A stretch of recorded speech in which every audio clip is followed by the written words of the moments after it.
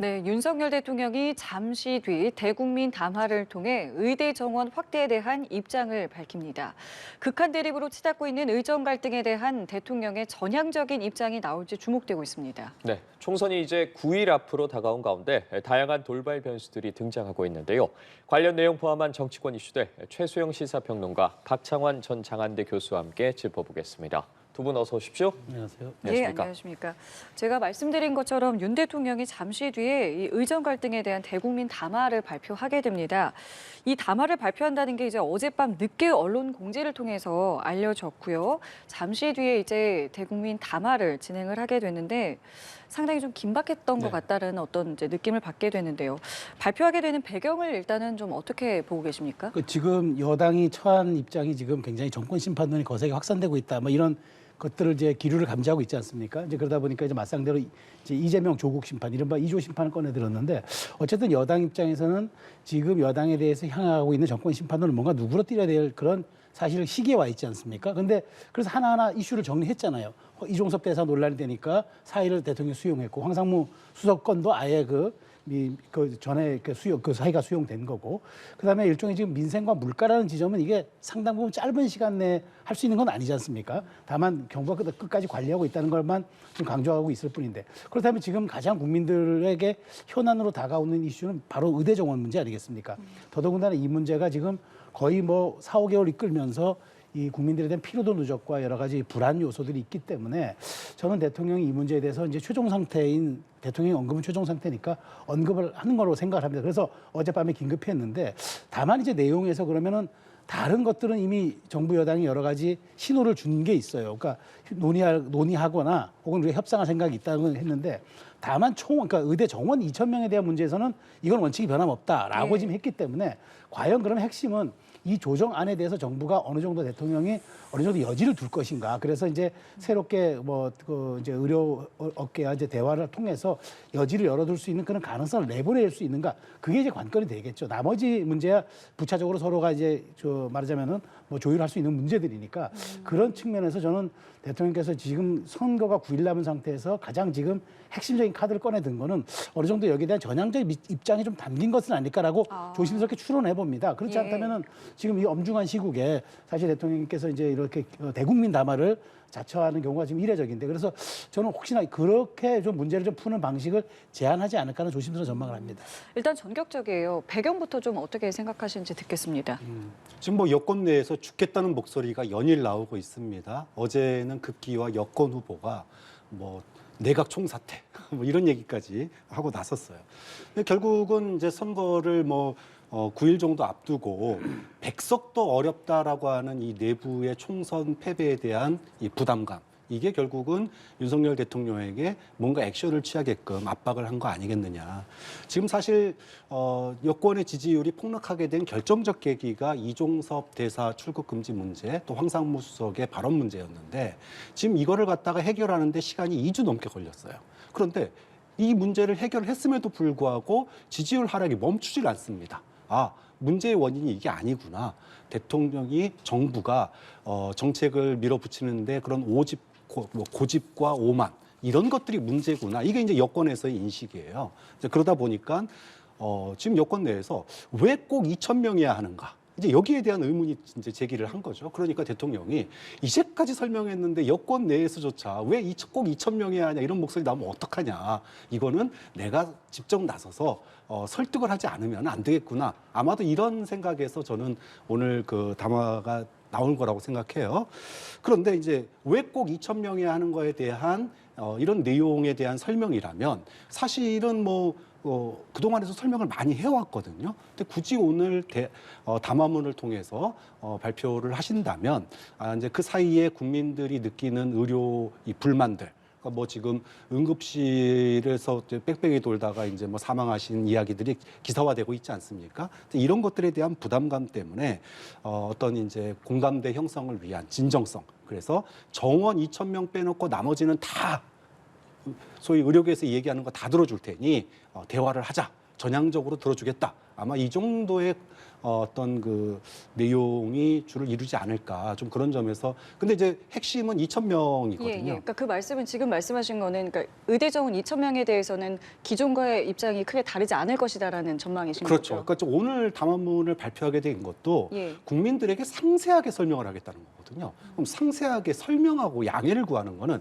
꼭 2,000명이야 합니다라고 하는 그 본인의 어떤 정책의 진정성을 얘기하기 위해서지 이거를 갖다가 뭐 1,000명이나 600명이나 뭐 또는 정원을 원점에서부터 의료계와 다시 대화하겠다 이런 내용을 하지는 않을 것 같다. 그래서 과연 오늘 이게 얼마만큼 성과가 있을지는 뭐 내용 지켜봐야 되겠습니다만 예, 예. 지금의 그 용산의 분위기는 정원에 대한 이 언급은 아마도 없지 않을까라고 예상이 됩니다. 예.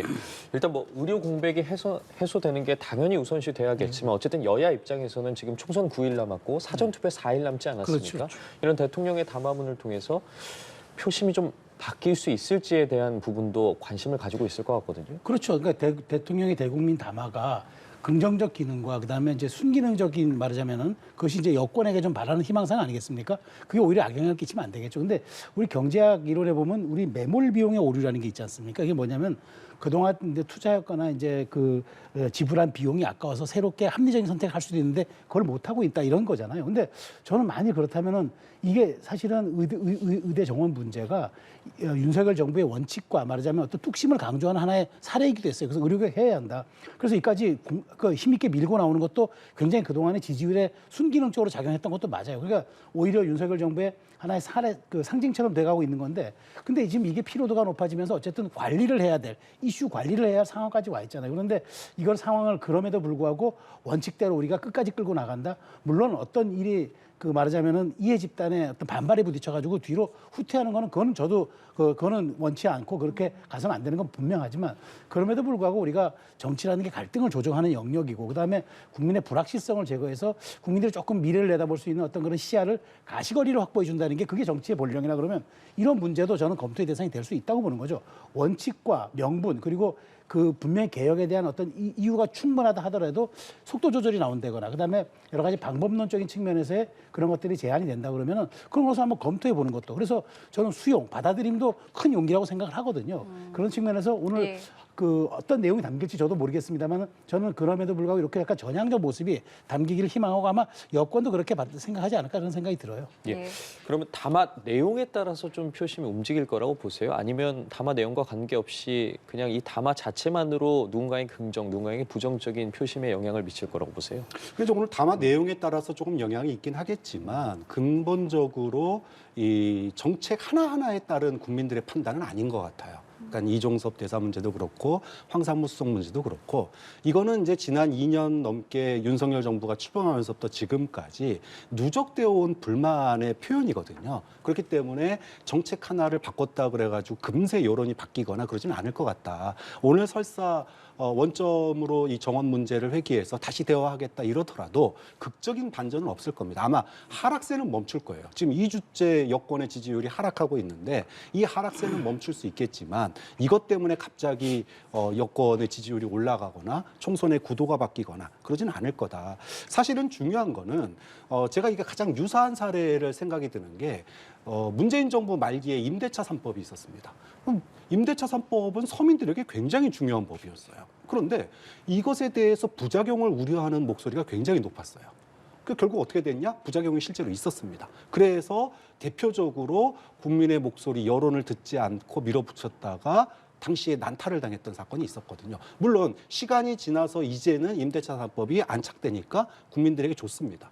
굉장히 좋아요. 그런 점에서 지금 이 의대 정원 2,000명 문제도 공감대, 필요성이라고 하는 부분에 있어서는 누구도 부정하지 않는다. 다만 이것의 그 정책을 밀어붙이는 데 있어서 이 소위 국민들의 공감대를 형성하고 여론을 끌어올리고 의료계의 동의를 이끌어내는 것. 이게 정치인데 이런 부분들에 있어서 윤석열 정부가 지금까지 해온 그런 어떤 노력들 이런 부분들의 부족함이 굉장히 있었다. 그런 점에서 이것에 대한 총체적인 평가이지 그 내용 자체에 따라서 총선 구도가 변하거나 이러기는 좀 어렵지 않을까 싶습니다. 알겠습니다. 이 대국민 담화 잠시 뒤에 저희도 현장 연결로 함께 보여드릴 텐데요. 어떤 내용이 담길지 지켜보도록 하겠습니다. 그리고 조금 전에 그 말씀하셨잖아요. 이 여론이라는 게 뭐 하나의 이슈로 이렇게 정리되는 건 아닐 것 같다고.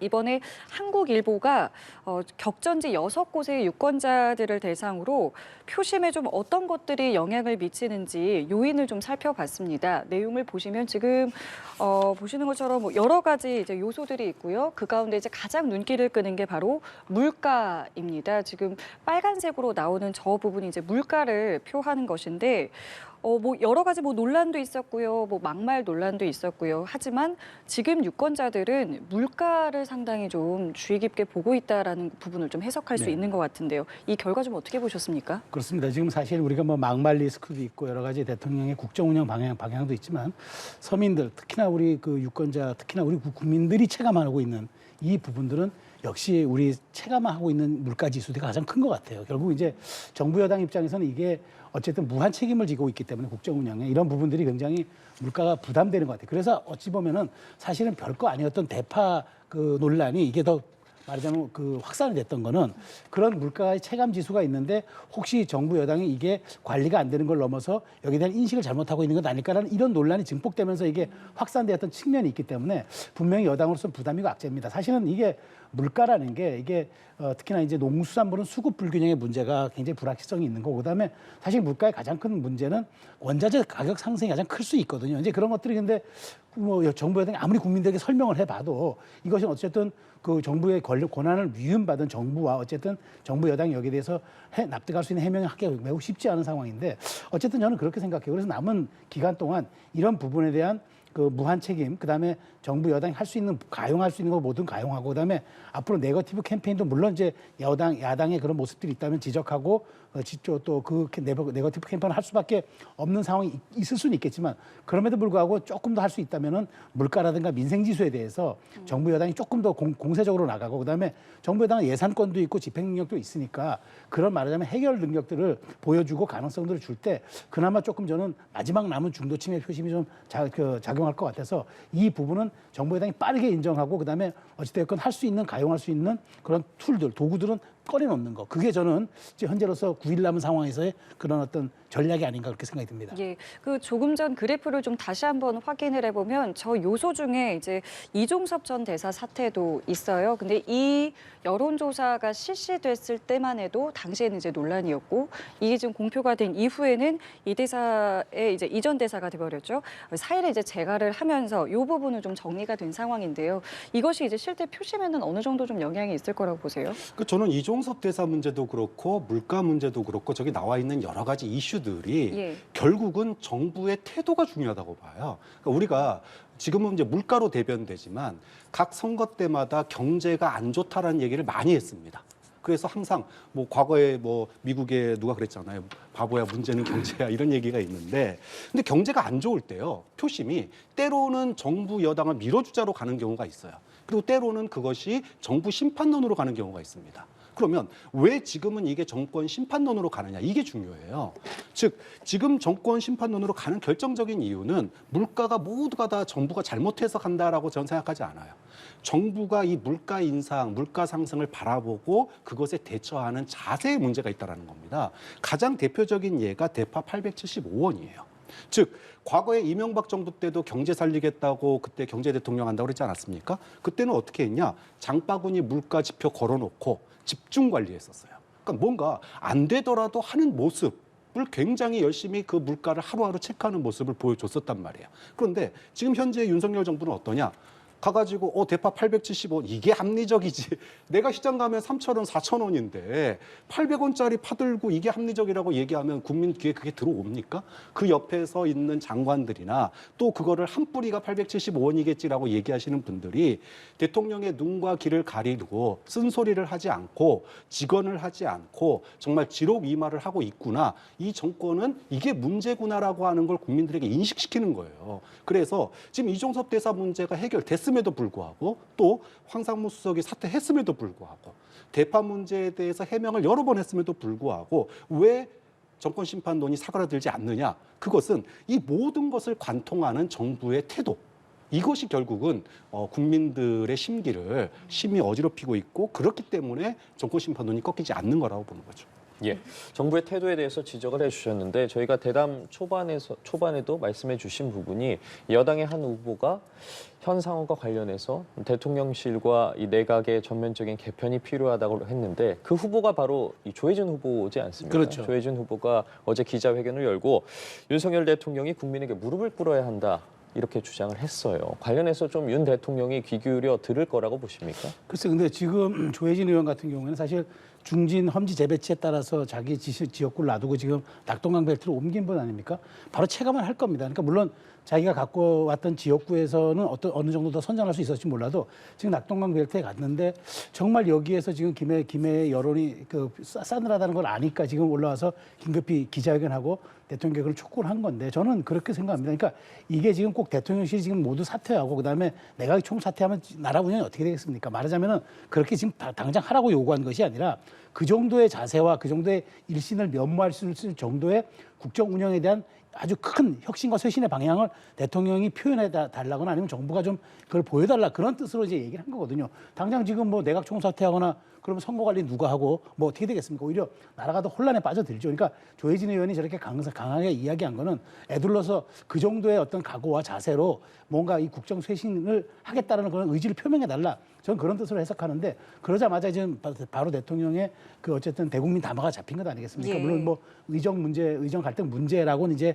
국한했습니다만 또 얘기를 하다 보면 거기에 또 다른 부분에 대한 이야기도 할 수가 있는 거고 또 다른 국정 방향에 대한 전체적인 소회를 또 밝힐 수도 있는 거기 때문에 저는 어쨌든 조혜진 후보가 그 정도로 얘기한 거는 지금 여당의 전통적인 그 지지 기반이었다고는 PK조차도 굉장히 지금 민심 위반이 심각하다라는 측면으로 전 경고의 메시지를 보낸 거지 당장 뭐 내각 총사퇴하거나 무슨 뭐 대통령실의 참모 일괄 사퇴 이런 얘기를 강한 톤으로 그냥 저는 우회적으로 표현했다고 봅니다. 이 조혜진 후보뿐만 아니라 어쨌든 지금 당 안팎에서 대통령의 태도 변화를 요구하는 목소리가 있기는 하거든요.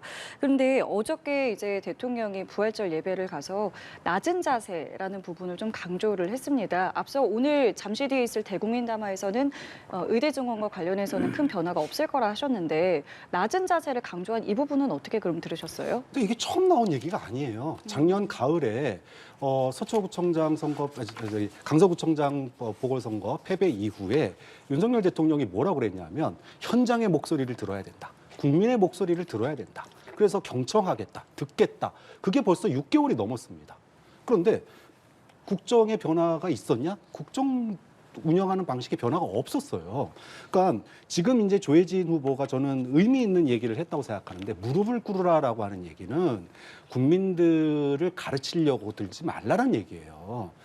그동안에 국민들이 분노를 느낀 사건이 한두 개였습니까? 이태원 참사, 해병대 체 사건, 오송 지하 참사, 그다음에 홍범도 장군 흉상 문제, 오염수 문제, 뭐 진짜 셀 수 없이 많았습니다. 역대 5년 단임제 대통령 중에 대국민 사과를 안 한 대통령이 없습니다. 안 할 수가 없어요. 국정을 정말로 국민들의 눈높이에 맞게 딱딱 잘했으면은 뭐 대국민 사과 안 해도 되겠지만 이런 일은 생길 수밖에 없다고요. 근데 윤석열 대통령은 지난 2년 동안 한 번이라도 대국민 사과를 했냐? 안 했습니다. 대국민 사과를 대체한 게 담화문이에요. 이게 지금 3번째입니다. 그 얘기는 뭐냐 하면 내 뜻은 그게 아닌데 국민들이 충분히 이해하지 못해서 그래. 이게 뭐냐? 국민을 이기려고 하는 겁니다. 국민을 가르치려고 하는 거예요. 저는 이 태도가 지금 소위 말해서 국민들의 정권 심판으로 이어지고 있다. 국민의 목소리를 듣고 국민의 목소리에 더 귀를 기울이고 더 낮은 자세로 임하려면 먼저 반성부터 돼야 됩니다. 근데 반성이 없이 제가 더 자세하게 설명하겠습니다. 한 번 더 얘기할게요. 이게 지금 문제의 본질인데 그 본질을 저는 조혜진 후보가 지적을 한 거다. 여권 내에서 이런 목소리가 너무 늦게 나왔습니다. 지난 강서 재보궐선거 이후에 여권에 언론이 요구한 게 뭐였냐? 용산에 쓴소리하는 사람이 있어야 된다였습니다. 그런데 지난 6개월 동안 용산에 쓴소리하는 후보가 지금 단 한 명이라도 공천받은 적이 있나요? 이제서야 백석도 안 될 것 같으니까 이런 얘기를 하는 거는 정말 만시지탄인 거죠. 알겠습니다. 뭐 오늘 어떤 설명을 할지는 아직은 모르니까요. 저희가 잠시 뒤에 함께 좀 지켜보면 되겠습니다. 예, 그리고 총선을 앞두고 저희가 지금 여러 변수들에 대해서 이야기하고 있는데 그중에 하나가 또 역시 부동산 논란입니다. 먼저 민주당 상황을 좀 살펴보면 양문석, 공영훈 후보에 이어서 이 양부남 후보까지 자녀 증여에 관련해서 논란이 되고 있거든요. 어떻게 보고 계세요? 그러니까 저는 이게 국민의 어떤 공정성에 대한 문제, 그다음에 공직을 수행할 수 있는 자세에 대한 문제, 여기에 굉장히 심각한 문제를 던졌다고 봐요. 그러니까 사실은 그 양문석 후보 같은 경우에는 뭐 지금 과거에 방통위 상임위원을 했다는 것 공직은 그거 하나지만 실질적으로 그 이후에 그 계속 국회의원이라든가 도지사라든가 지금 이번에 국회의원까지 계속 공직에 도전하고 있는 분이잖아요. 그러면 언제라도 공직을 수행하겠다는 그런 자세가 되어 있다고 봐야 될 뿐인데, 그런데 이렇게 편법과 꼼수를 말하자면 아무 죄의식도 없이 저지르고 나서 여기 불법이 어디 있었습니까? 그리고 내가 누구한테 사기 피해 쳐서 뭐 피해자 나온 게 있습니까? 라고 항변하고, 그걸 가지고 지적하는 언론한테는 당신들 가짜뉴스 사서 양산하면 내가 국회 가가지고 징벌적 손해배상 통해서 당신 다 파산시켜버릴 거야. 이렇게 협박하는 거 아닙니까? 도대체 이게 공직 후보의 자격이 있습니까? 소상히 해명하고 불법적인 부분이 있다 그러면 처분받고, 그다음에 거기에 따라서 책임을 지면 될 일인데 국민을 겁박하고, 그다음에 이게 말하자면 피해자가 없다고요? 아니 11억 원을 딸이 자격도 없는 사람이 대출을 받았으면 그 돈이 진짜 필요한 소상공인에 갔으면 그 사람들이 피해자 아닙니까? 저는 그것도 사실은 말이 안 되지만 양문환 후보도 마찬가지예요. 검사장 시절에 물론 자기가 살던 주택이라고 합니다만은 재개발이 되자마자 아무 소득도 없는 자식에게 증여해놓고 그게 이제 문재인 정부 1가구 1주택에 맞았다라고 그게 그 변명이라고 내놓습니까? 그러면 그 사람들의 증여세는 얼마 대납했는지는 또 얘기도 안 해요. 엄청난 금액이겠죠. 지금 뭐 보도에 따르면 시가 30억 원 상당이라는 주택이라니까. 그리고 그 공영 후보도 마찬가지예요. 저는 그러니까 민주당의 모든 이 공직 후보자들이 원래 사실 이런 부분들, 어떤 그 부동산 부분이라든가 이런 것들이 사실 진보의 영역보다는 보수 쪽이 좀 실수하는 적이 많았는데, 이제는 진보라는 분들이, 특히나 민주당이 서민 대중정당을 지향한다고 하는 분들이 전부 이런 분들이 모여 있는 게 후보들이라면은 도대체 이런 점들은 과연 국민들이 어떻게 받아들일 것인가, 이런 말이 있지 않습니까? 관심이 있는 곳에 수요가 생깁니다. 국민들이 들여다보고 있으면은 분명히 반응이 올 겁니다. 아무리 이제 수요일부터 여론조사 공표 금지 기간이라고 하지만 이런 점들이 민주당이 처리하지 않으면 정말 악재가 될 거고 수도권 판세에 아주 심대한 영향을 줄 거라고 저는 봅니다. 근데 일단 당 차원에서는 대응을 하지는 않고 있어요. 이 부분은 어떻게 보고 계십니까? 저는 뭐 민주당도 국민의 쓴소리를 들어야 된다고 생각해요. 국민의 눈높이에 맞는지 생각해 볼 지점이 굉장히 많습니다. 저는 이 부동산 논란에 대해서 불법이 있었다면은 처벌을 받아야 되고요. 편법이 있었다면은 국민의 심판을 받아야 된다고 생각합니다. 자, 그런데 문제는 내로남불이에요. 지금 국민의힘이 또 한동훈 비대위원장이 야당 후보들의 부동산 논란에 대해서 질타를 하고 있는데, 지금 현재 윤석열 정부의 법무부 장관이요. 이분도 인사청문회에서 6억의 증여세를 갖다가 납부하지 않는 문제 또는 부인 증여세를 대납하는 문제 때문에 논란이 됐었습니다. 이분 사퇴했습니까? 멀쩡히 법무부 장관 하고 있어요. 또 지금 윤석열 정부의 국정원장, 이분도 8억의 증여세 논란이 있었습니다. 그런데 멀쩡히 해서 공직 잘 맡고 있습니다. 자, 이러면 현재 여권이 현재 정부의 내각에 있는 분들, 장차관에 있는 분들, 이런 분들의 증여세 문제나 부동산 문제에 대해서 들이댔던 잣대를 야당 후보에게 들이댄다면 누구도 뭐라고 하지 않습니다. 그런데 소위 진영 논리에 빠져서 자신들의 내각에 있고 윤석열 정부에서 일하는 분들에게는 그 잣대가 없고 야당 후보들에게는 그 잣대를 엄격하게 들이민다? 그럼 국민들에게는 과거 문재인 정부에 그렇게 비판했던 내로남불을 또 한 번 떠올릴 수밖에 없다. 그래서 저는 그게 민주당 후보든 현재 법무부 장관이든 문제가 있다면 처벌하고 수사하고, 문제가 없다더라도 국민의 눈높이에 맞지 않으면 국민의 심판을 받아야 된다. 저는 이번에 뭐 정권 심판론 또는 뭐 야당 심판론이 있지만 이 심판론의 무게에 이 모든 것들이 다 그 저울에 올라가서 국민이 판단할 거라고 봅니다. 저도 동의하는데 제가 그 짧게 한 말씀만 더 드리면은, 그 지금 실질적으로 이재명 대표가 이런 얘기를 하잖아요. 정권 심판해야 된다. 그래서 나를 도구로 써달라고 하는 겁니다. 물론 도구라는 말은 이제 자신을 대표해서 지칭하는 말이겠죠. 자, 근데 보십시오. 지금 말씀하신 것처럼 저도 그 인정합니다. 인사청문회 부실했어요. 그래서 대통령이 강행했던 거, 그래서 비난 여론이 있었습니다. 그래서 지금 사실은 그런 모든 것들이 모아져서 정권 심판론의 기류가 있는 것도 제가 인정을 하는 겁니다. 자, 그런데 그렇게 정권 심판을 하기 위해서 손에 드는 회초리가 깨끗한가?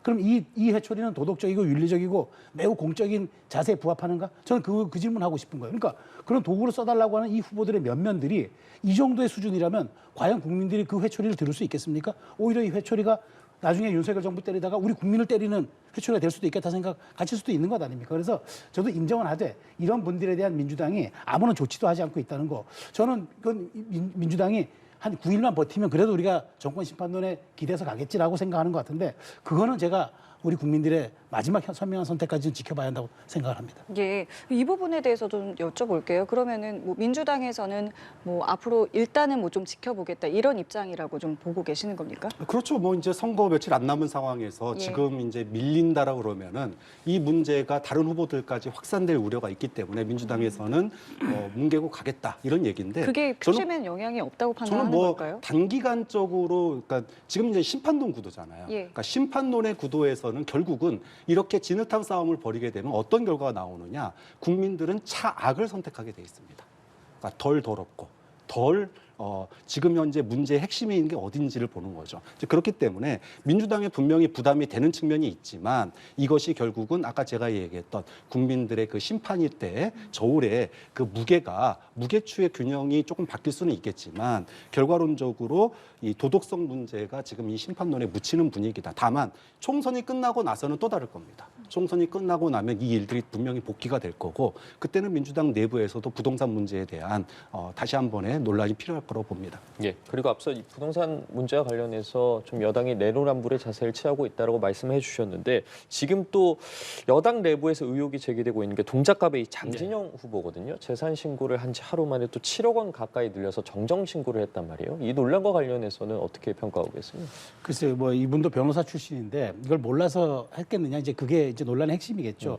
사실은 우리가 뭐 재산을 신고하기 위해서는 무조건 실거래가 그러니까 어떤 식이든 공시지가든 실거래가든 그 비교 우위에 있는 거를 이제 신고하도록 돼 있는데 결국 이제 그렇게 공시지가로 하다 보니까 아 이게 차익이 누락됐다고 보완 신고를 한 건데 이게 뭐 자발적으로 정말 실수를 인정해서 한 건지 아니면은 의도적으로 누락시켰다가 한 텀을 쉰 다음에 이렇게 한 건지 저도 진실은 모르겠습니다. 그렇지만 무적절한 행위죠. 저는 악문석 후보도 지금 거주하고 있는 집을 9억인가 그 다운해가지고 신고했다고 지금 보도가 나오는 마당에 그런 비슷한 이제 말하자면은 그 얘기를 이렇게 장진영 후보가 하는데 이분도 다 변호사잖아요. 그러니까 사실은 법률적이거나 법리적인 거 다 아는 분들이 이렇게 하는 거는 많은 사람들이 의혹을 갖겠죠. 이게 말하자면 의도된 것이 아닌가라는 생각을 갖기 때문에 저는 이런 부동산 문제에 대해서는 국민적인 공분이 있기 때문에 그리고 이게 가장 공정가치의 핵심입니다. 그렇기 때문에 이런 분들이 공직을 맡겠다. 그러니까 공직을 맡겠다는 분은 최소한의 어떤 윤리의식도 있어야 되는 거거든요. 무조건 위법이 없었다, 탈법이 없었다고만 얘기하는 게 아니라 공인으로서의 걸맞는 윤리의식과 도덕의식이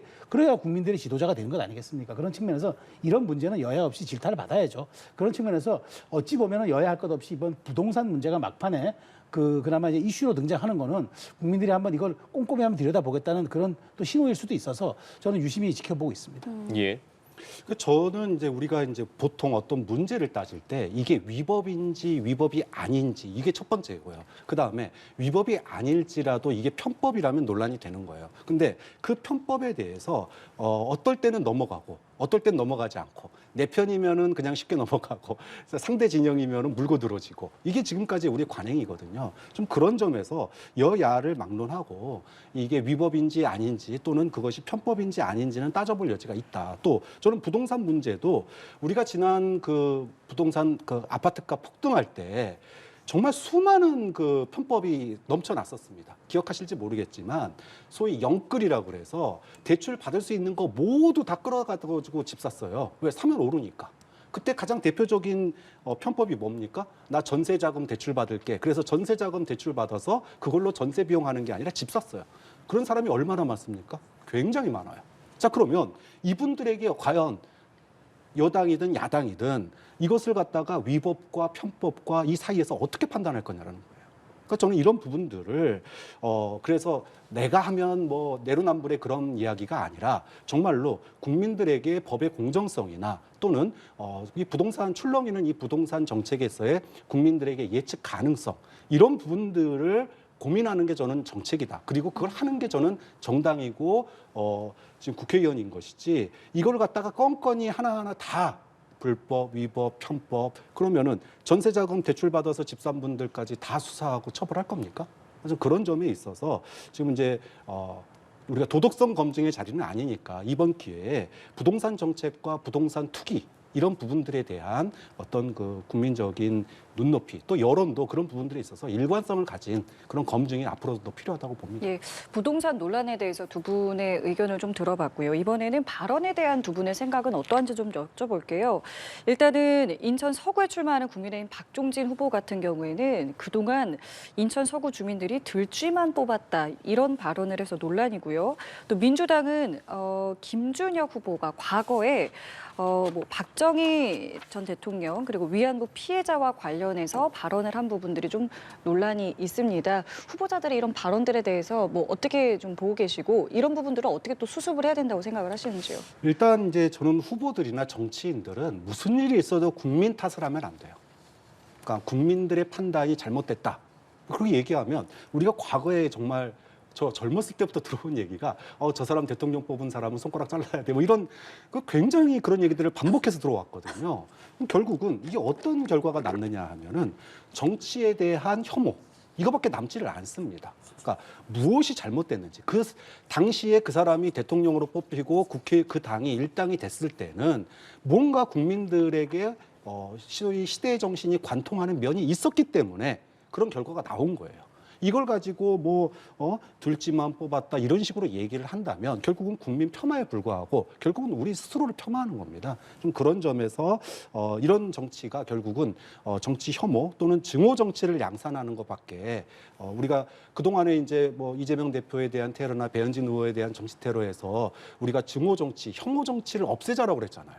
지금 이런 발언들이 바로 그런 증오 정치, 혐오 정치를 저는 조장하고 있는 거라고 생각을 하거든요. 또 저는 김준혁 후보도 본인이 그런 발언했을 때는 공직 후보자가 될 거라고 생각 못했기 때문에 그런 발언했을지 모르겠지만 예를 들어 그 토지 관련돼서 이제 풍수지리 얘기한 거는 나와 있는 거니까 그렇게 얘기했다고 이해할 수 있습니다. 그런데 굳이 없는 이야기를 만들어서 또는 그래서 확인된 건 없지만 그랬을 수도 있죠라고 얘기를 하면 세상에 지난번에 문재인 대통령에 대해서 붙인 얘기 또 없는 얘기 만들어가지고 했던 거랑 뭐가 다릅니까? 결국은 이런 것들이 결국 앞서 제가 얘기했던 그것이 대상이 문재인 대통령이냐 아니면 지금 윤석열 대통령이냐 이런 차이일 뿐이지 결국은 정치 혐오를 조장하는 그런 분들이 지금 정치를 하겠다고 그러니까 굉장히 황당한 거예요. 그러니까 이런 분들이 사실은 공천에서 걸러져야 되는데 참 그러지 못한 부분들은 국민이 판단할 수밖에 없겠죠. 예, 의견 듣겠습니다. 저는 이제 박종진 후보는 분명히 잘못했어요. 막말이죠. 옛날에 우리 어떤 도의원 한 분이 우리 국민을 레밍에 비유했다가 아주 부적절한 발언이라고 해서 본인이 책임진 일도 있었는데 아니 들쥐를 뽑았다는 얘기는 그건 사실은 굉장히 그 지역 국민들의 모욕이죠. 저는 이건 바로 사과하고 그다음에 재발 방지를 약속했는데 된다고 보는데 저는 김준혁 후보는 약간 결이 달라요. 왜냐하면 이분이 역사학자잖아요. 역사학자는 사실에 고증된 걸 바탕으로 기록을 바탕으로 그 고증된 것을 입증을 하는 책임이 있는 사람입니다. 그런데 있지도 않은 가공의 사실을 본인의 추론에 따라서 무슨 증언이 몇 개 있었고 그것이 허위인지 아닌지도 거르지도 않고 전직 대통령을 그렇게 모욕합니까? 그 전직 대통령 누가 선택하고 누가 우리 지도자 아니었습니까? 그러니까 저는 이런 식으로 얘기하면 안 되죠. 이분은 진영의 목소리만 대변하겠다고 얘기하는 분들이 지금 국회에 가겠다는 것 아닙니까?